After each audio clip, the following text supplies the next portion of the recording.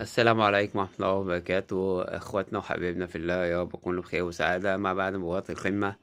ألف مبروك النادي الأهلي أولا، ولكن برضو مش عايزين نتخدع بالنتيجة اللي حصل في المباراة. والنادي الأهلي كسب، أعتقد النادي الأهلي كسب ماتشين في الدور يعني ماتش الدور الأول وكان في ماتش السوبر. فأعتقد الماتش ده عادي جدا، وكان تبقى كارثة أصلا لو كان الأهلي خسر ده كمان ماتش القمة دي. ولكن الكارثة بقى ان النادي الاهلي لسه بيحاول او في كلام طلع ان اللعيبه تقعد. لا، ده احنا كسبنا الزمالك يا اخوانا، هو الزمالك هو مقياس؟ يعني انت مقياسك انك تكسب نادي الزمالك؟ طب ما انت كسبته الدور الاول، كنت عمال تخسر من فرق ملهاش اي لازمه في الحياه. وخسران قبل ماتش الزمالك ماتش الاهرام. يعني انت برضه في مشكله عندك.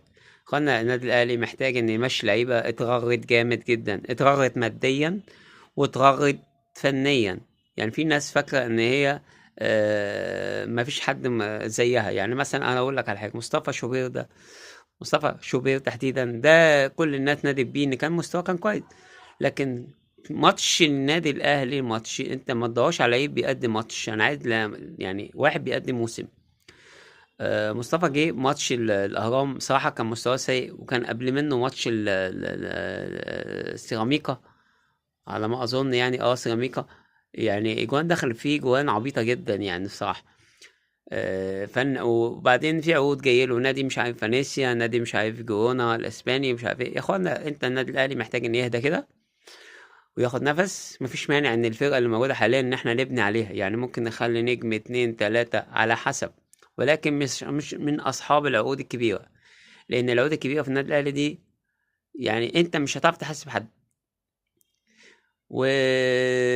والمشكلة برضو حكاية عقود المدربين. النادي الأهلي لسه ما طلعش مين السبب في ان العقود دي بتيجي كده. هل المدرب بيجيب العقود كده والنادي يقول لهم لو مش هتوافقوا مش هدرب؟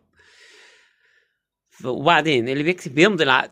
يعني في واحد مشرف على الكورة، هل اللي بيمضي العقد ما بيقراش؟ يعني انت ما بتعرفش تقرا مثلا؟ ما بتعرفش تقرا الشروط دي؟